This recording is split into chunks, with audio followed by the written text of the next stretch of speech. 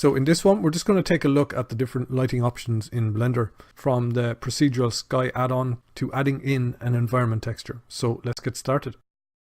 The first thing I want to do is just add a camera to the scene. So I'm just going to right click here and place the cursor, and Shift A, I'm going to add a camera. Now we have cameras already, but we have them set up for the 2D layouts. So this one is going to be perspective. So if I come over to the properties of this camera, it's set to perspective. I'm going to leave it as it is. And I'm just going to press the period key in the outliner and just rename this to camera render and press enter. And I want to make this active, so I'm going to press Ctrl 0.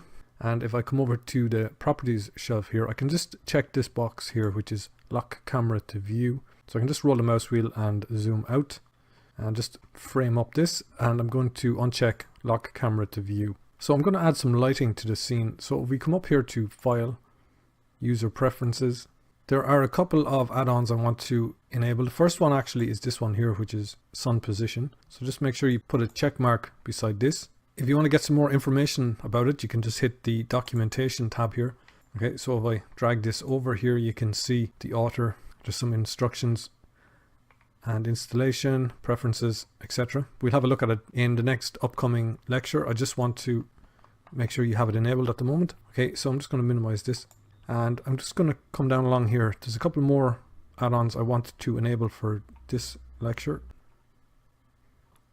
This one here, it's called Lighting Dynamic Sky. Just make sure you put a check mark here. And if we go right down to the bottom then, if you have a Blender subscription, you can enable the Blender ID. This one has to be downloaded actually from the website. If you don't have a subscription, don't worry about it. Okay, so with those enabled, I'm just going to select Save User Settings and close this down. The second add-on that we enabled, if I come up to Tools, down here, Dynamic Sky, I'm just going to select Create, and I need to come over to the World Settings and just switch this from World to Dynamic _1.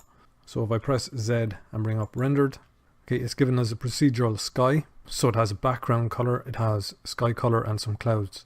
So if I actually come over to Layers and switch on the ground mesh, you probably see this a little bit better. But it adds nice lighting to the scene. So I'm just going to switch off that ground mesh actually and press Z and come back to solid.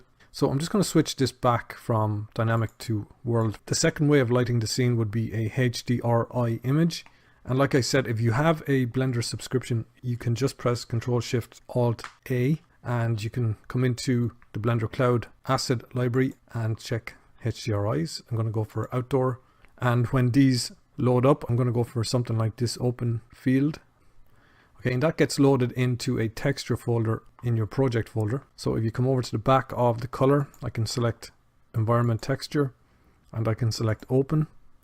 Okay, and you can see here we have a texture folder, and in here then you'll have your HDRI images. And I actually downloaded this one earlier on. I click open image, and if I press Z now, I can check that out with the render and come back to solid. So if you don't have a subscription to Blender Cloud, there is an alternative. So if I bring over the browser, you can take a look at HDRIhaven.com. There are loads of HDRI images to choose from. Just click in the HDRI'S. Okay, so plenty to choose from there. That is a great alternative. Okay, so I'm just going to bring that back. So if you download one from HDRI Haven, you can just use the same process from here to load it in. Okay, so that's just the basic lighting setup. Okay, but that's going to do it for this one.